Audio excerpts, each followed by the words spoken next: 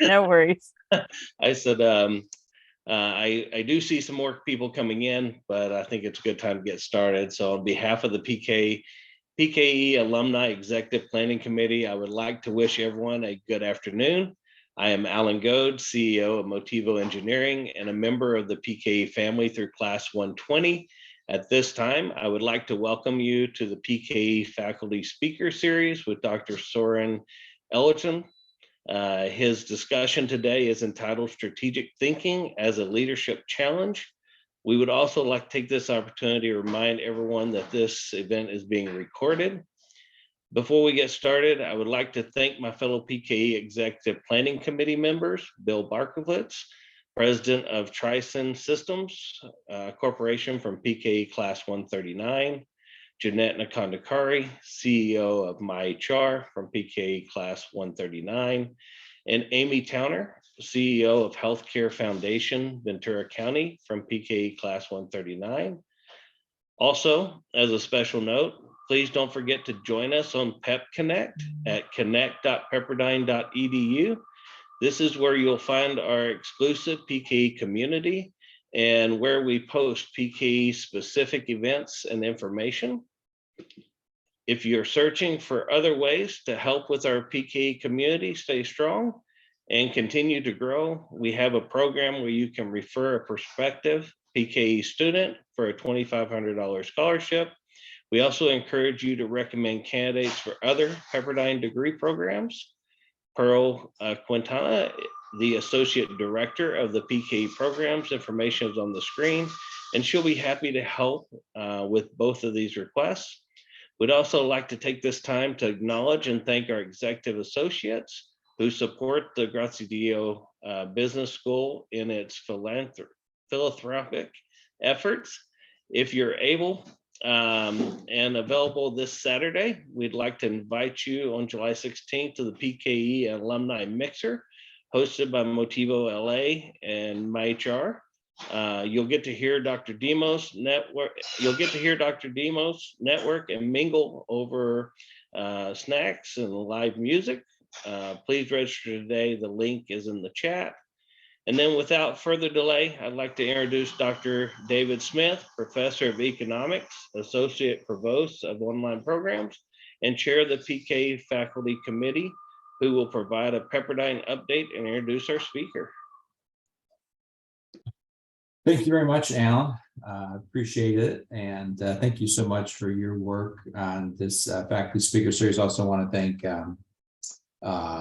Bill, Jeanette, Amy as well, and Nicole and Deborah for all your hard work in serving the PKE community. So I have the privilege of serving as your PKE program committee advisor. I get to work with all the great faculty that you had in your program, and our aim and chief goal is to make the PKE program more valuable, PKE program more valuable, and degree more valuable for you in the future, find ways that we can connect in a meaningful ways with our PKE community and serve you as lifelong members of the Pepperdine family. So glad that you are investing your time today. I'm really excited about today's talk with Dr. Soren Eilertsen. And so without further ado, I'm going to go ahead and introduce Soren, my good friend and colleague. Soren is a business leader, educator, and advisor. He has been on a lifelong journey to find answers to the bigger questions of why businesses exist, how they actualize, and how we flourish inside them. He works with business leaders to clarify vision and strategy and to help them execute to enable conscious and innovative businesses that better our world. He was educated as a psychologist. He has an extensive background as an executive leader and consultant. He provides a distinctive voice as a board member and executive leader. He understands the dynamics manifested in leadership teams, organizational culture, and consumer behavior in the marketplace. He shaped the success of many for-profit and also non-for-profit businesses in a variety of industries, from technology, entertainment, financial services, to even online learning. He teaches proudly and as a part-time faculty member in our Pepperdine Graziadio Business School, and he teaches the Capstone Strategy course. And I think PKE 147 will have the privilege of having Dr. Soren in their cohort in the fall. He grew up in a small town in Denmark. Now he lives in a world-class city, Los Angeles. He calls US and Europe home, and he has come to value the dual perspectives of the Scandinavian egalitarian culture, along with the American dream, focus on individual pursuit of freedom and happiness. I'd like to have coffee with Soren and talk about that a little bit more in the future and unpack that. But without further ado, I'm going to turn it over to Soren, who has today's talk.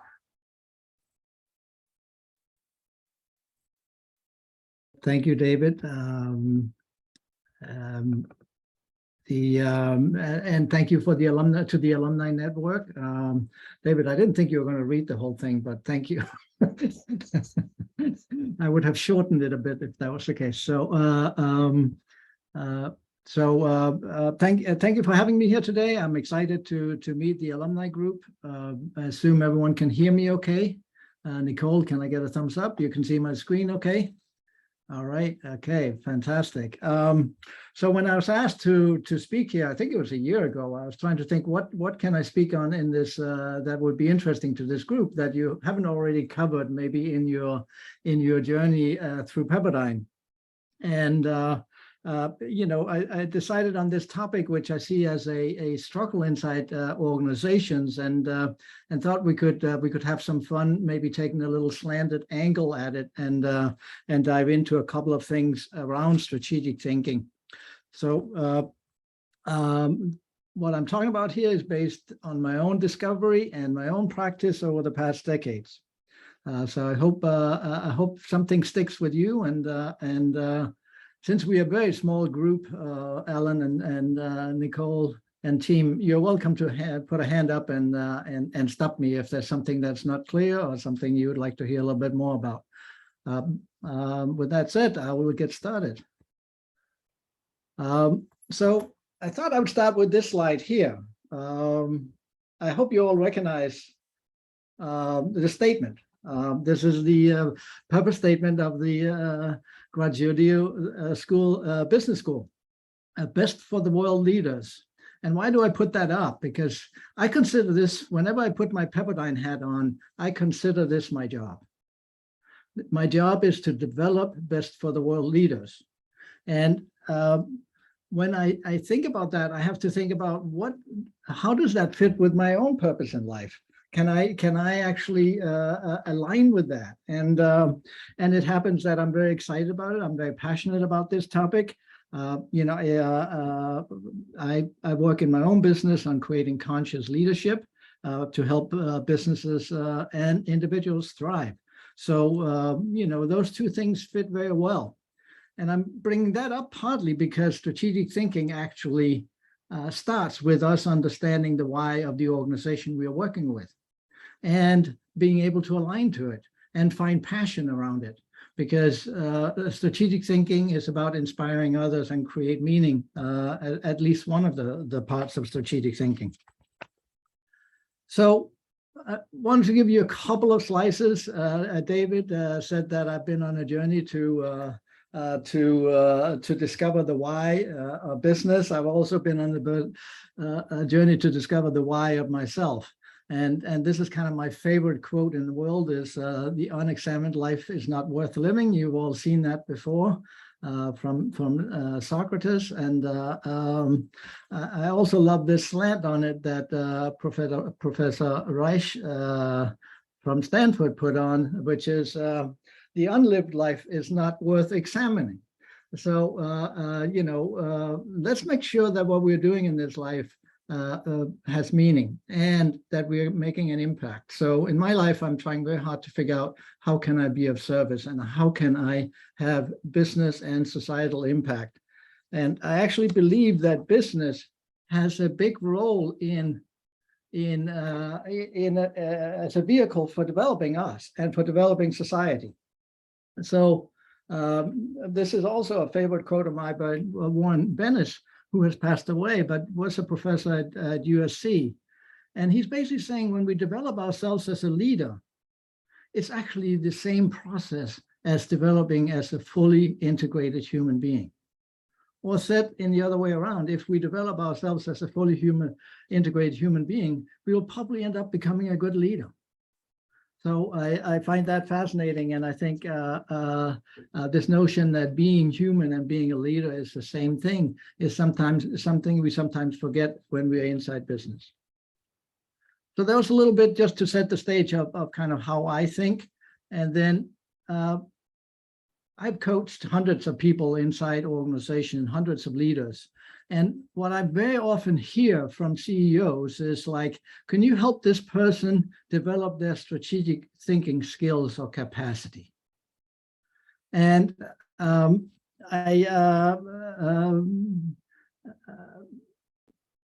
curious actually to ask you if you have heard that, and what do you think is meant by that? Do you think of yourself as a strategic thinker? And if so, if not, why not? And what is meant by the fact that you're not a strategic thinker? So think about a couple of things and maybe either shout them out or put them in the chat, and let me hear what you think when you hear this word strategic thinking.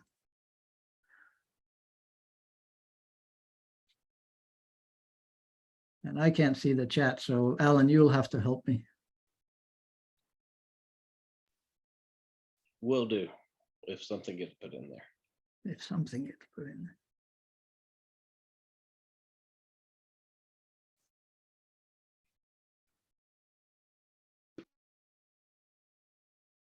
Integrating principles into action. Yes, making sure that everyone is thinking and working together.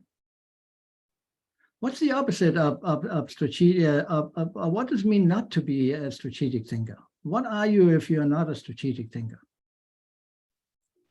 I would just say it's more operational. And I find that there are sometimes you have a CEO that gets into their position and they're definitely more operational oriented versus a strategic leader, a CEO that comes in and is very much strategy and puts the team in that can operationalize the vision.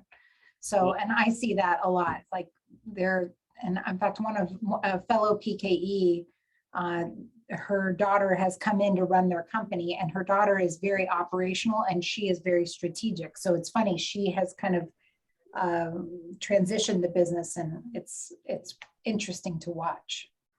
We also got to the positions we are by being very tactical and being very good at executing on the tactical side. And so when you get into leadership positions, what got you there is not what's going to make you successful going forward. Being able to manage that tactical, but also how do you raise that to a more strategic level? That's a great point. Yes, that is, you get promoted, and now you suddenly have to shift how you are thinking. And how does that happen? What is the process? And I find that most companies or most organizations, there's not a process for that unfolding to happen. How do I shift from being operational to strategic? And what does it even mean? So I have developed my own take on what it means, and we'll share a couple of thoughts with you.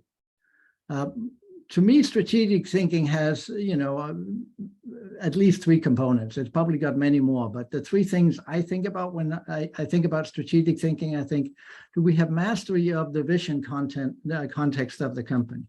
I started out by talking about Pepperdine's purpose, because I need to be aligned with that, and I need to tell you how what we're here to do, right?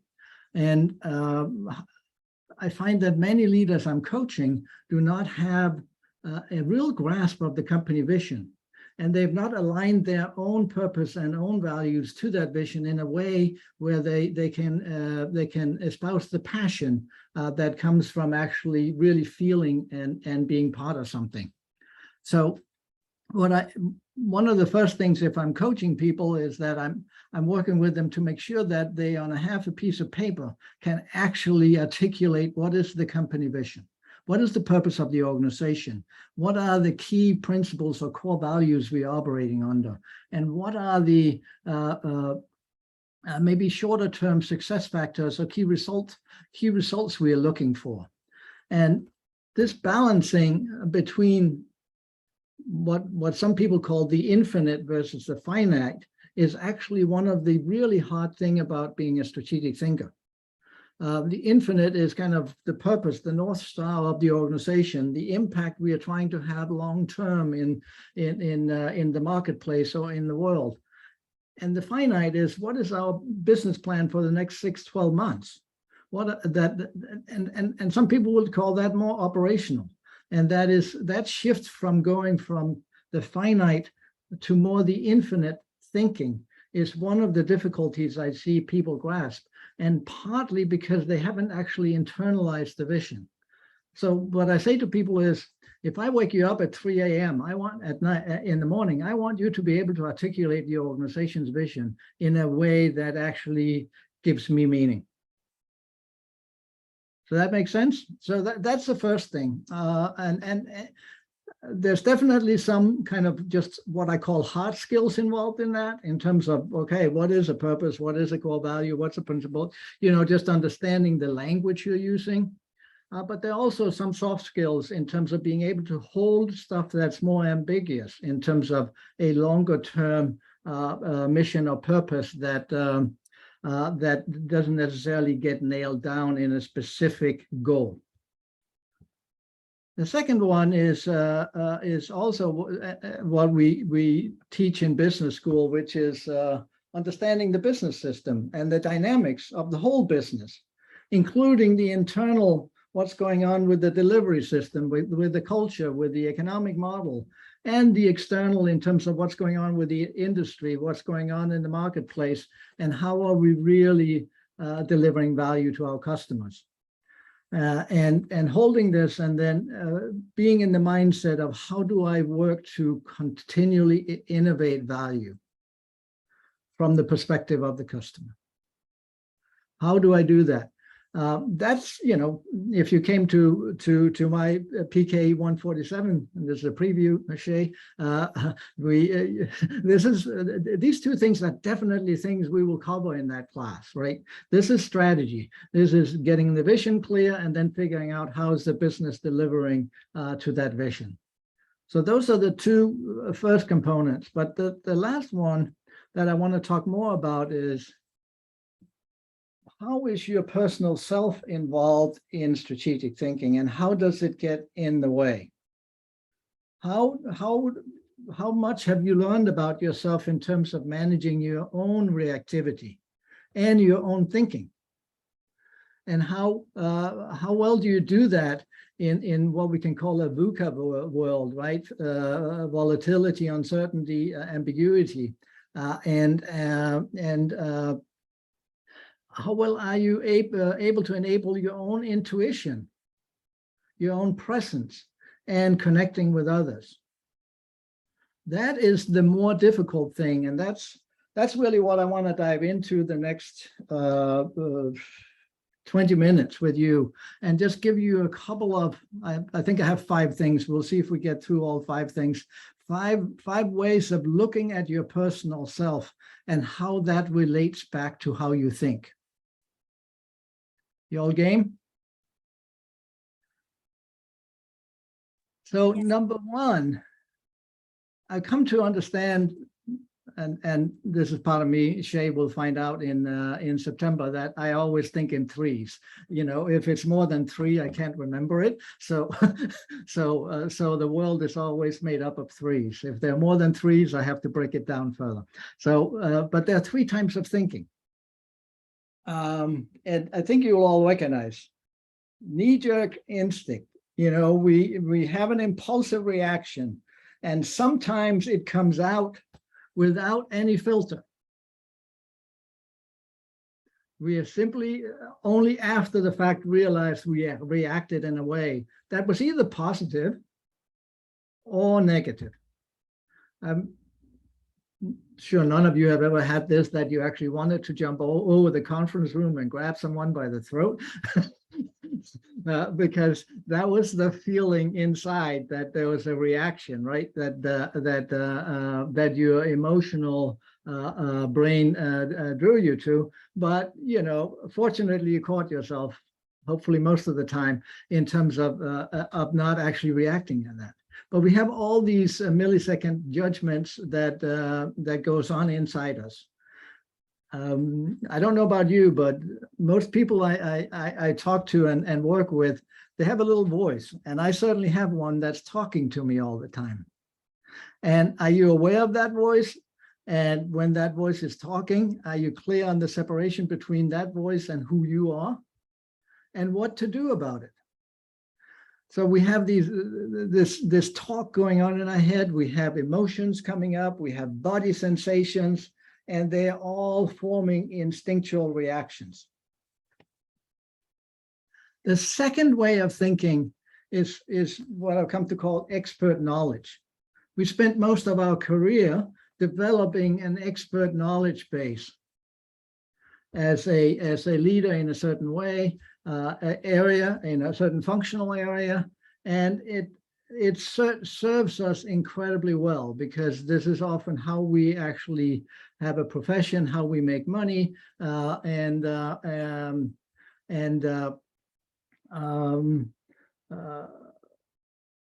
we're seen in the world.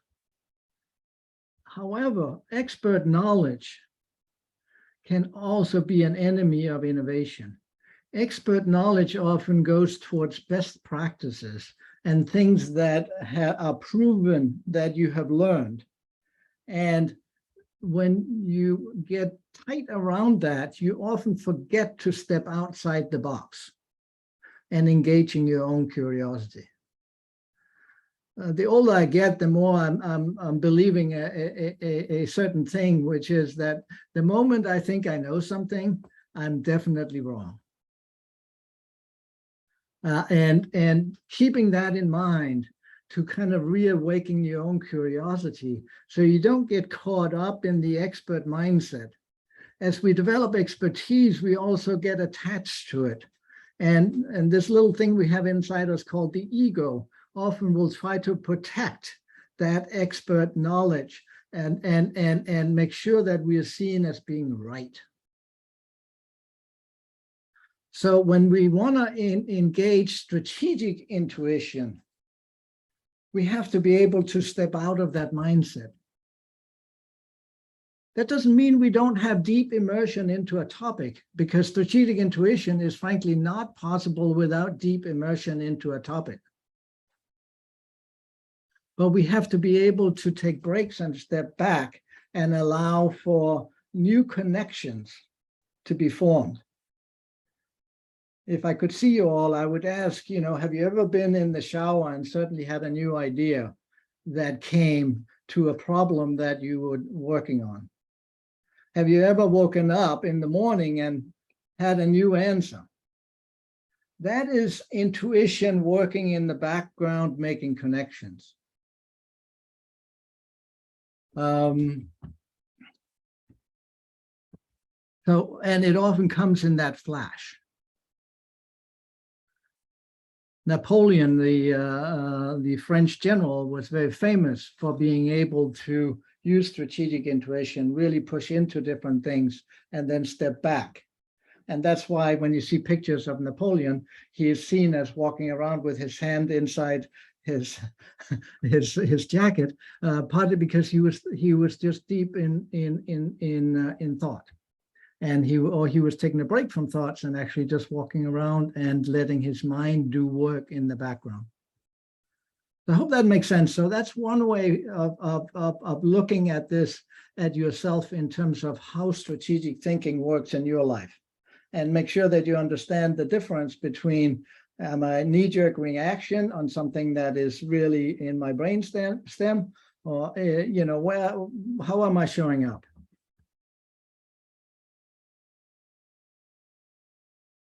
All right, so the second one is in my mind relatively easily explained, but something we rarely do. Inside organizations, we are so busy taking care of business issues that we often forget to work on the organization and work on the culture of the organization, and we forget to work on ourselves.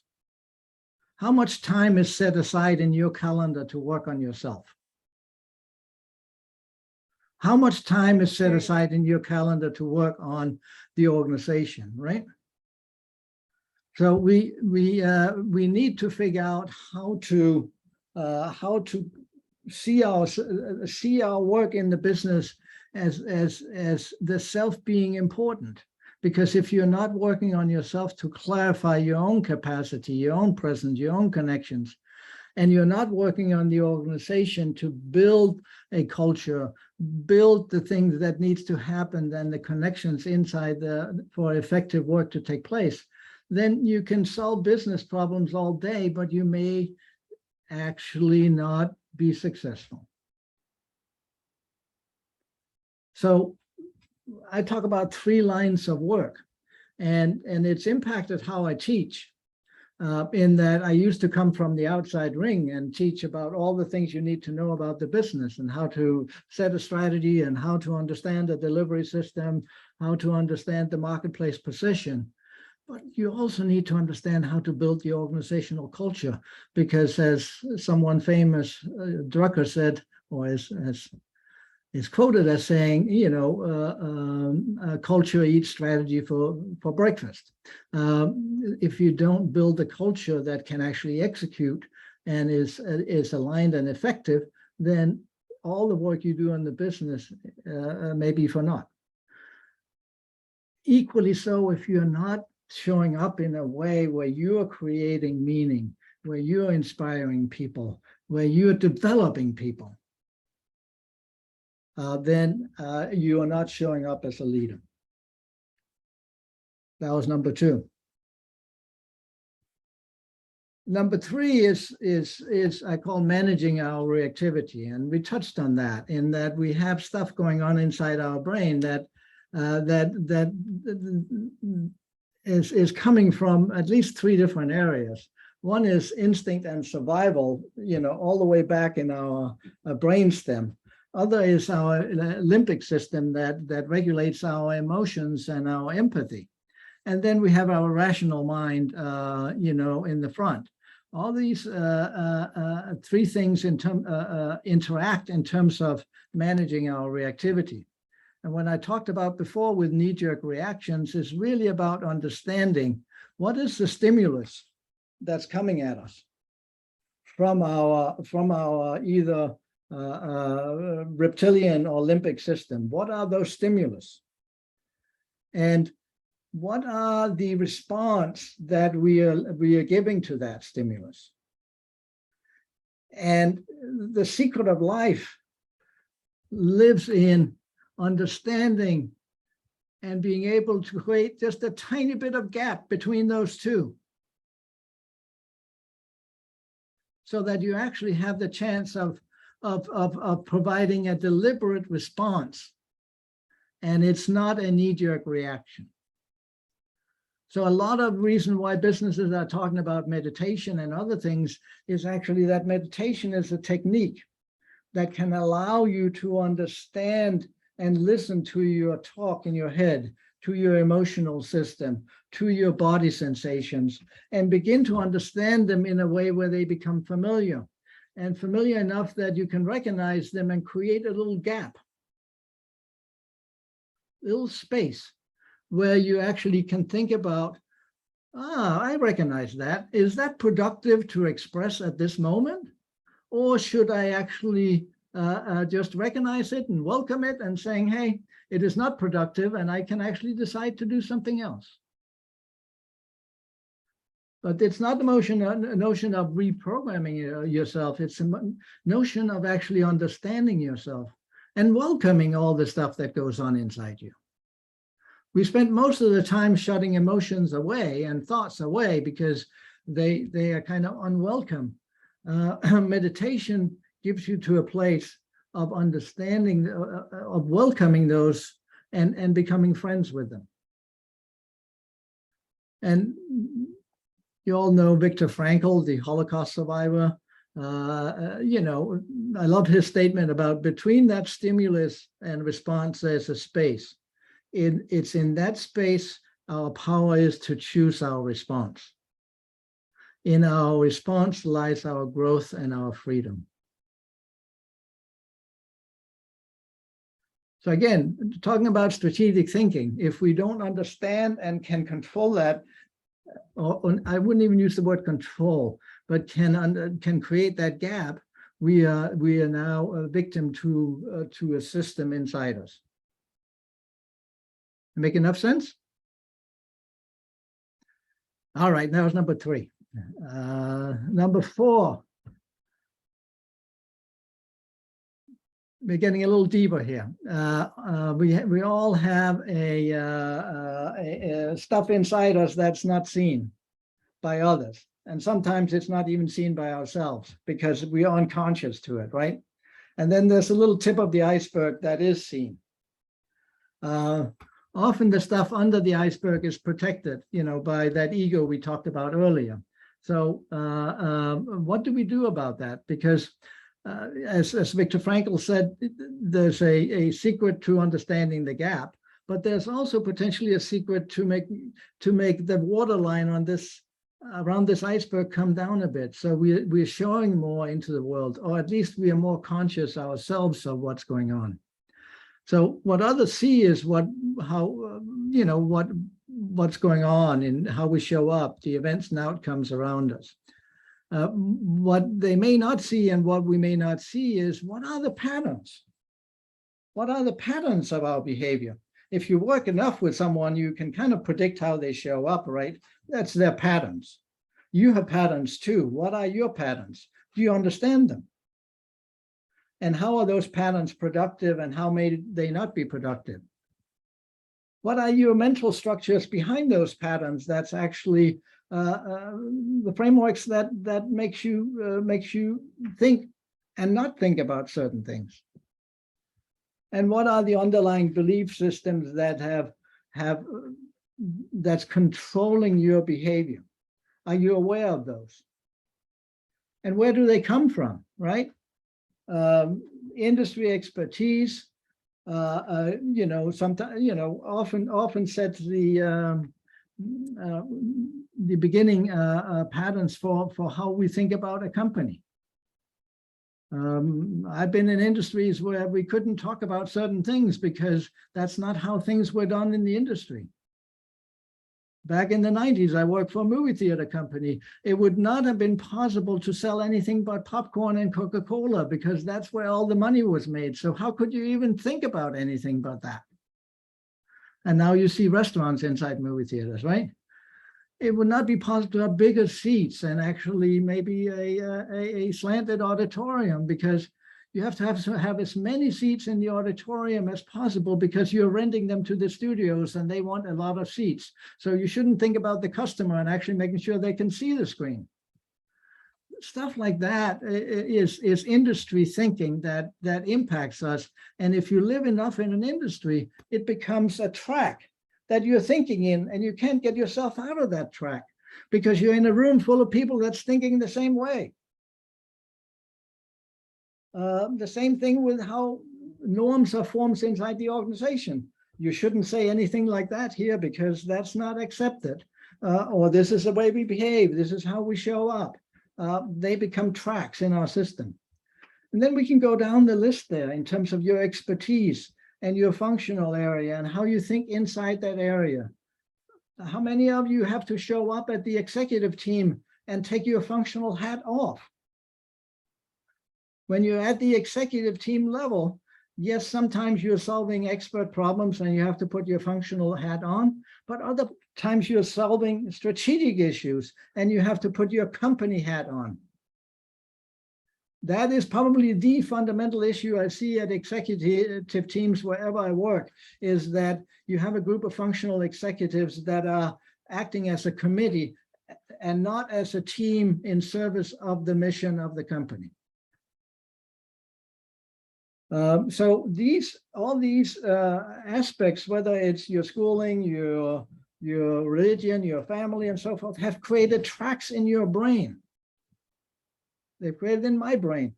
And understanding when you're on a track and how to lift that chair out of the track, that vehicle out of the track and actually look on the outside can sometimes be difficult. That's why we have to dive in. And the secret is to begin to really move down And the learning comes from beginning to understand your own patterns, your own structures, and your own belief system. One of the reasons I put that thing about cultures in what that David read about me is that whenever you travel and you experience other cultures, you begin to see things differently.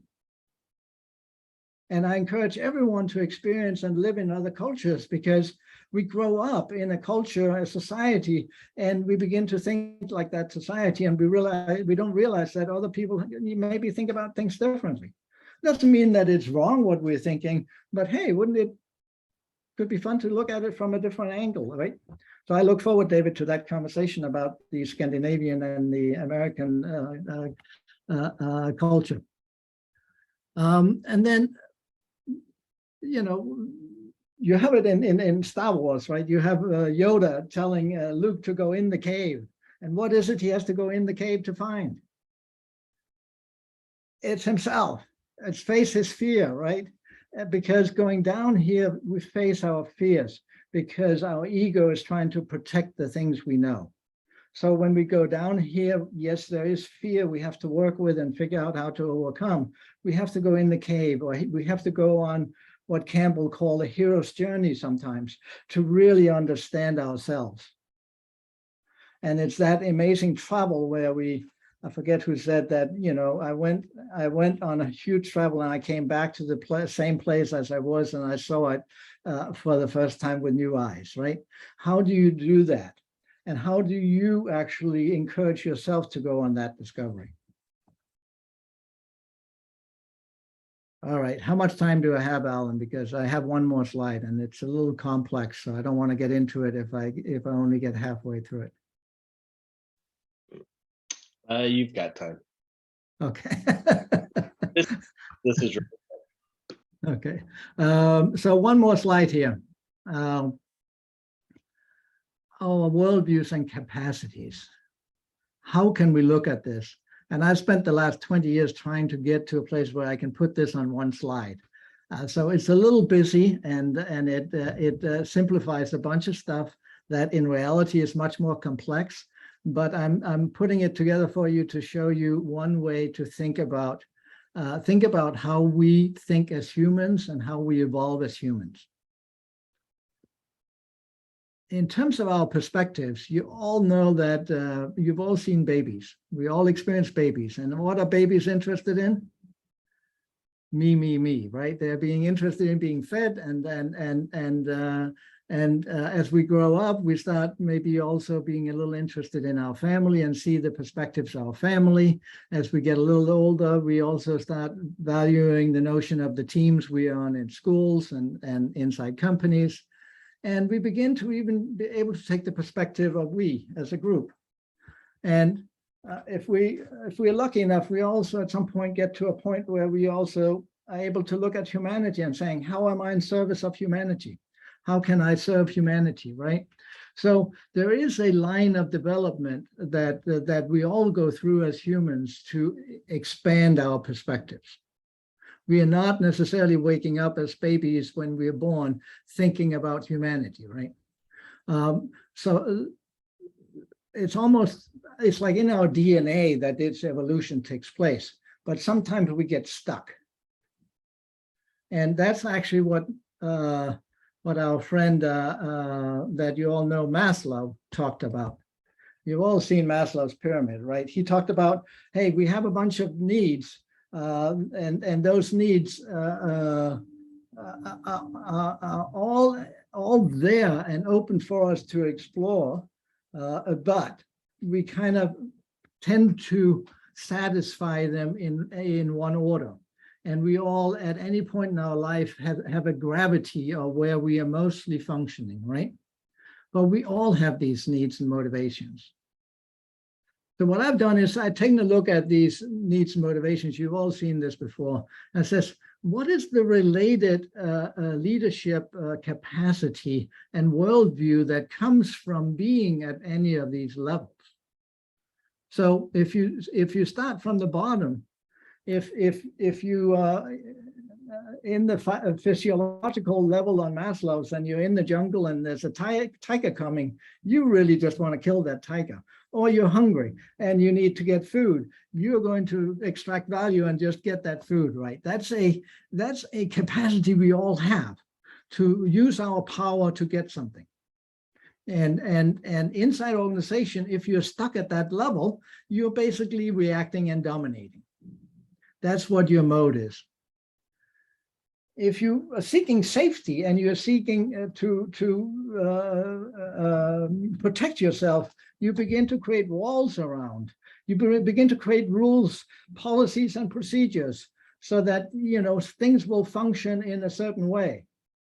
Inside organizations, that often becomes about command and control, and the top-down hierarchy is seen. So if a leader is stuck there, that's how you see an organization being led.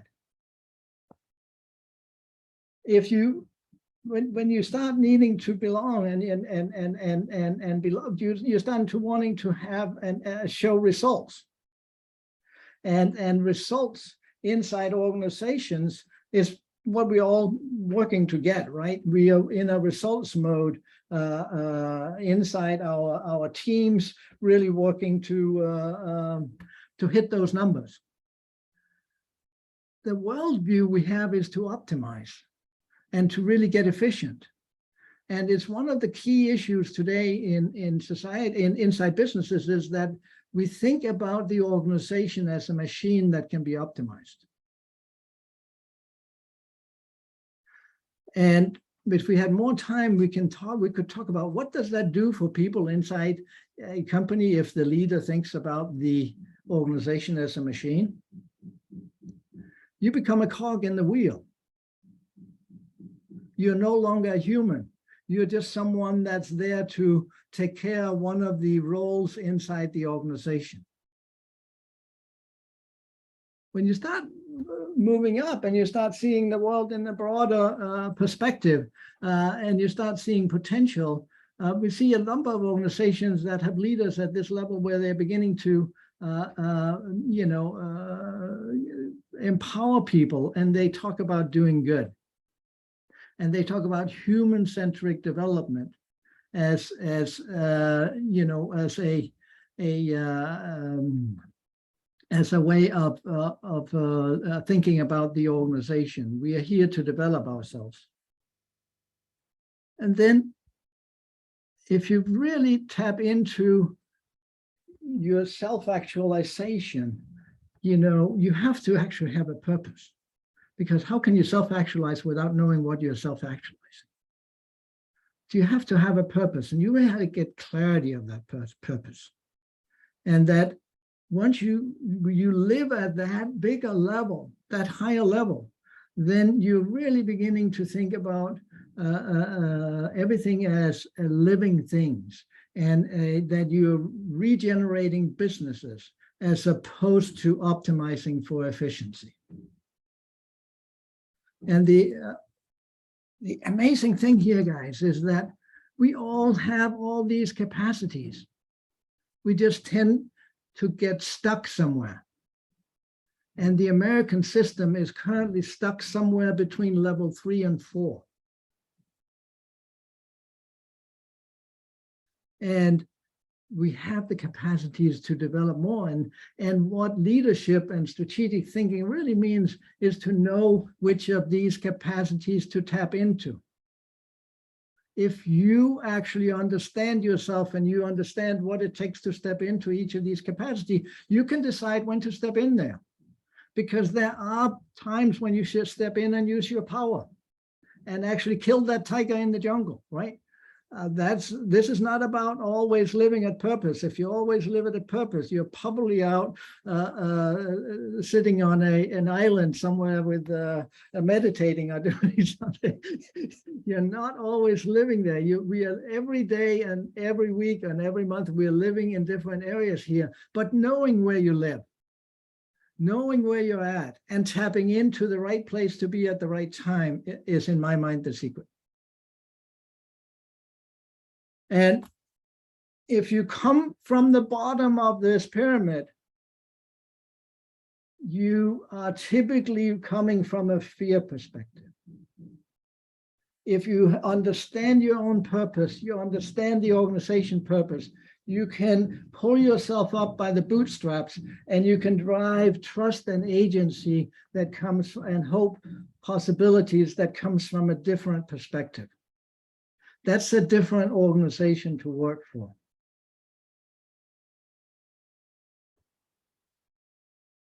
All right, guys, I threw a lot at you, and I'm going to end with this slide here. Transformation of the world lies hidden within the undeveloped capacity of every person. You know, if we can believe that, we have hope for humanity, right? And we can all help. And our job as leaders may actually change. And the most important job is to be a resource for other people developing. All right, Alan, I quoted a bunch of books in here. I put them on a slide in the end, so you guys will get these slides and you know where some of the sources for this thinking came from. So you have that. With that, I will turn it back to you, Alan, and see if we have any questions. Thank you. Appreciate that. And what an awesome presentation. Thank you. Anybody has any questions, feel free to put them in chat or to unmute.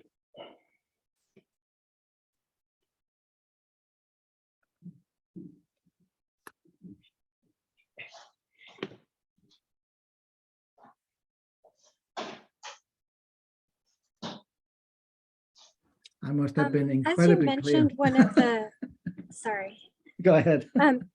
As you mentioned, one of the barriers to strategic thinking is getting bogged down in the day-to-day and the problems right now and the tactical. One of the methods that I've used to help me with that out is to block out intentional time, right, for strategic thinking. But do you have any other helpful suggestions on how we pull ourselves out into that strategic mindset and make time for it? No, I talk about the leadership zones we all have to live in, because we have to live in executing today, improving for tomorrow, and innovating for next year, right? And sometimes we have to reinvent the whole business. Some leaders I see get caught up in firefighting, where it's always reacting to yesterday, which is probably the worst. And many times I come in and help organizations, I first have to help them understand how they are firefighting and how they have to get out of the firefighting mode. But if you find yourself in firefighting, there's something chronic going on either with you or with the organization. There are some leaders I meet that actually love to be the firefighter heroes. So every time there's a problem, they jump on it to become the one solving it. But that's not necessarily what creates the real delivery system and processes that needs to be in place, you know, for an organization to function. Because if you have problems all the day, every day, you know, you don't have processes that work, and improving the processes become the work. So really understanding, you know, where your time is spent on execution, improving processes, running short-term projects for tomorrow, and then what am I doing, innovating or being more strategic, thinking about the longer term. And I think you're doing the absolute right thing, which is block out time in your calendar. And then we often find that time being the easiest one to to scratch out. But no, I think aside from having those conversations inside the company so others understand that they also should do it, because sometimes, you know, our CEO has said, you know, I think Jeff Bezos actually was famous of saying, my best hours are between 10 and noon. Every day I have the key meetings between 10 and noon. And then I may not be in the office before 10 because I'm actually processing and doing my own thinking, right? And for others to understand that just because your door is closed or you're not in the office doesn't mean that you're not actually working. if you're a real leader in a company, you're working 100% of the time because your mind is even on when you're sleeping or you're doing other things. Heidi, one of the things that I have found very successful as well is I structure one day a month for my leadership team, all the way from mid-level, all the way through executives. And it's an 8-hour meeting in which we start off with our vision. Our vision, we're a very creative collective. If you come to the PKE event on Saturday, you'll get to see the organization. Average age is 28. So we start with our vision statement, and we say our vision statement has 4 pillars. We want to work on cool projects. We want to work with cool people. We want to get paid well for what we do, and we want to have time to live our lives. And from that vision, we go into our strategy, and we only have 5 or 6 strategic things we're working on. We present it as, you know, you live in California, if the firefighters cut the right fire breaks, and that's the strategy, is to cut the right fire breaks. So the tactical takes care of itself. The fire burns out by the time it gets to that fire break. So you're not constantly having to battle the fires all the time. You're putting the strategies in place to take care of those things along the way. And we focus on those strategies, and we create action plans around those strategies and owners and timelines. And we make that strategy very tactical in executing, because everybody's very good at the tactical side. But it's affecting our strategy, and it's cutting those fire breaks and just turning that, you know, where fire breaks, how long, which ones, into those tactical items that the people can work on. And then we get alignment on that in that one meeting a month. And we're a bill by the hour company, and everybody in the beginning was like, oh, this is going to take a lot of hours away from billable hours.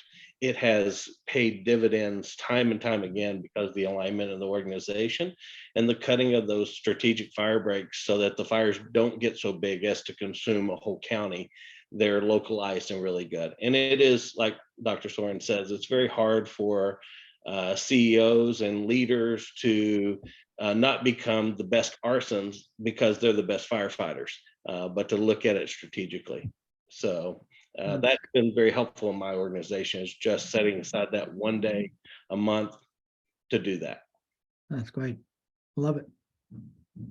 I What think the else? best part of what you just said is giving your team the ability to think strategically as well, and not just you as a leader.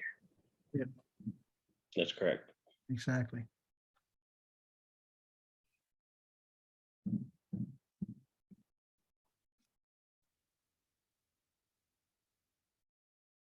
Any other questions? Zenny, I see you on. Are you available to talk? Hi, Dr. Soren. Hi, Zenny. Great to have you here. Nice to see you. It's been a moment. Yes, always a good opportunity to come listen to you speak. So I thought I'd join you. I'm at a conference, being Oh, okay. strategic, right? And multitasking, which we didn't get in. Multitasking, yes. We didn't get into multitasking. Is I'm doesn't working work. on that. Multitasking doesn't work, folks. Right.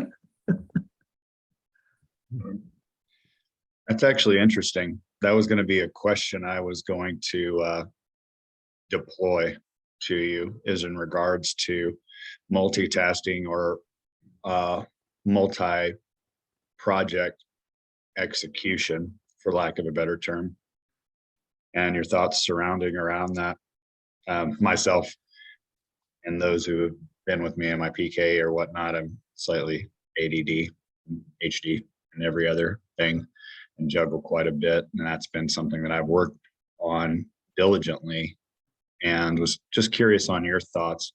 And also, being a highly strategic thinker myself, switching from that massive execution style from early on in my sales then to executive. Sorry, that was a very long multi-structure. Yeah, no, Now you get my problem. Yeah, I get it, and I think we all struggle with it to some extent. But I think the first realization, which it seems like you're close to or you have already, is that it doesn't really work to multitask. The question is, how do we figure out what it is we have to work on right now? and not get too distracted by other things. And I can't say that I have any secrets. I worked a lot on myself to figure out what is it also I'm avoiding, because often, things come in and I'm actually avoiding the important things, and figuring out what is it that really needs to get done. So we have it in the family with ADHD as well, and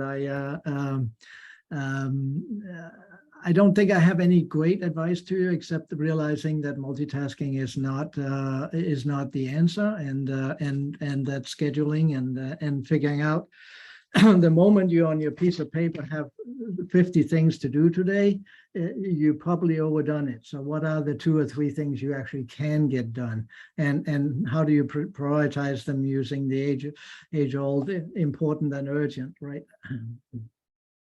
So sorry, no, I don't have the perfect pill for that one.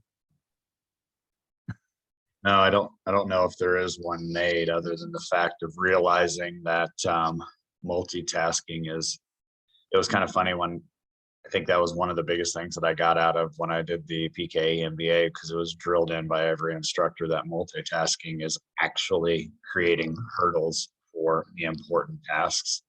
And someone who was extremely successful on a lot of things, it was going, wow, what could have I done had I just not worked with that mantra, and have continued to move forward. And yeah, excellent lecture too. It's very, very impactful for me. I appreciate that. Thank you, and good luck with it. Thank you.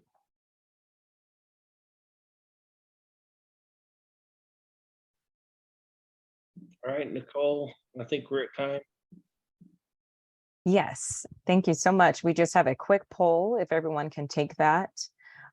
There are 3 questions you can scroll through. The purpose of the poll is to help us kind of reassess moving forward with the faculty series. If it's an opportunity for you to share, and we have the referral scholarship and many different things that the executive community is doing. So we want to continue this. And so it's a great way for us to just gauge where the community's at. So we appreciate your feedback. Thank you again, Dr. Soren. Very valuable discussion. I was taking notes over here. Appreciate it. And we hope to see everyone this Saturday at our event at Motivo. It's from 5 to 8. I will be sending a follow-up email with some resources from today, and then I will also include that registration link for you all. I think this concludes our session and our time together. If there's anything else, please feel free to share. Thank you all. Thank you for having me, and best of luck in your leadership to everyone.